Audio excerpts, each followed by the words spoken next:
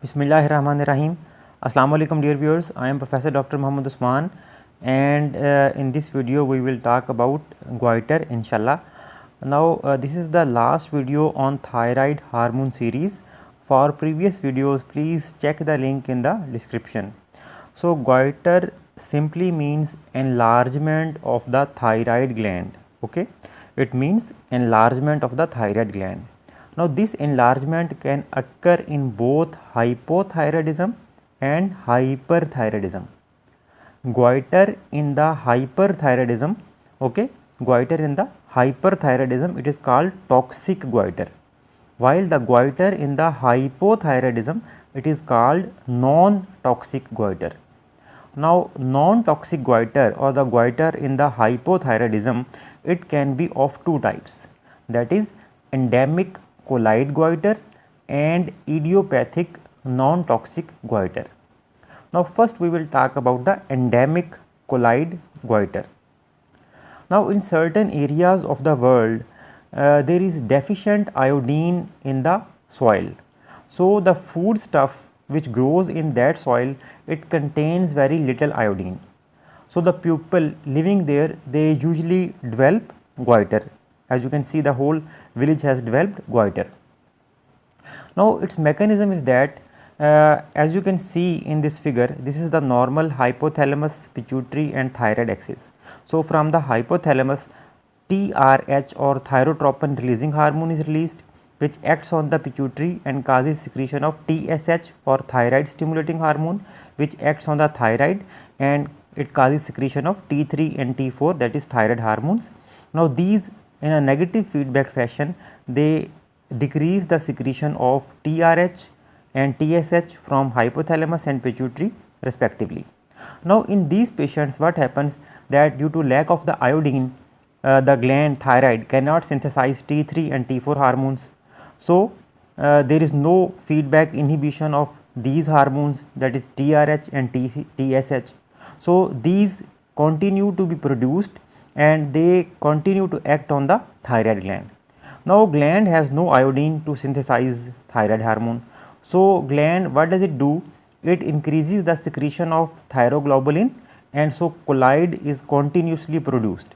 Now this colloid, when it is continuously produced without any regulatory activity, it causes very large amount of thyroid gland. So this is the mechanism of development of goiter or enlargement of the thyroid gland in case of hypothyroidism. The other type of goiter which is seen in hypothyroidism, it is called idiopathic non-toxic colloid goiter. Idiopathic mean that is no known cause, okay, without any known cause, and non-toxic indicates that there is no toxicity of hyperthyroidism in such patients. Colloid means that there is excessive production of the colloid. So this is the meaning of the idiopathic non-toxic colloid goiter.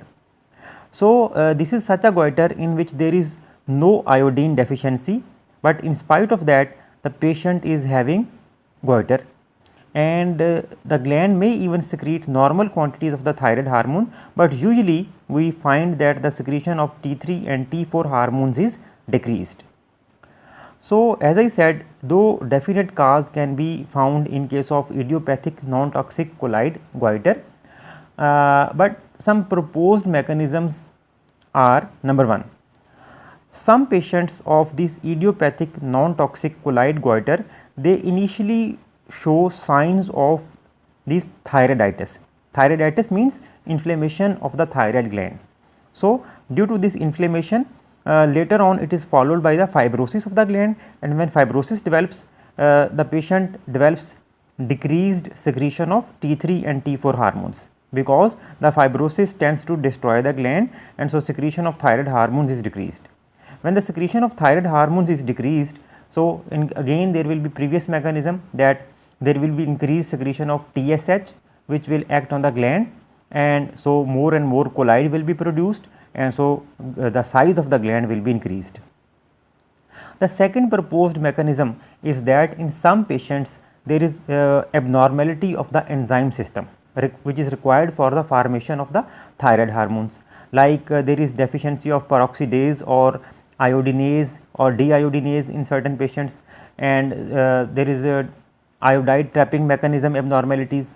So, because of any abnormality in these enzyme systems anywhere during the synthesis of thyroid hormone, what happens that the hormone cannot be properly synthesized and secreted.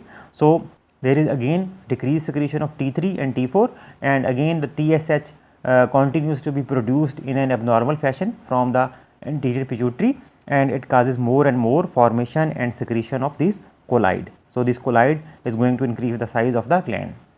The third mechanism or proposed mechanism is that there are certain foods like turnips and cabbages, they contain certain substances which are called goitrogenic substances.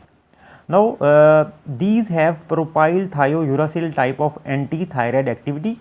You know that propylthiouracil, it is one of the anti-thyroid drug which is given in hyperthyroidism. So, naturally these foods, they have propylthiouracil type of anti-thyroid activity, leading to the TSH stimulated enlargement of the thyroid gland.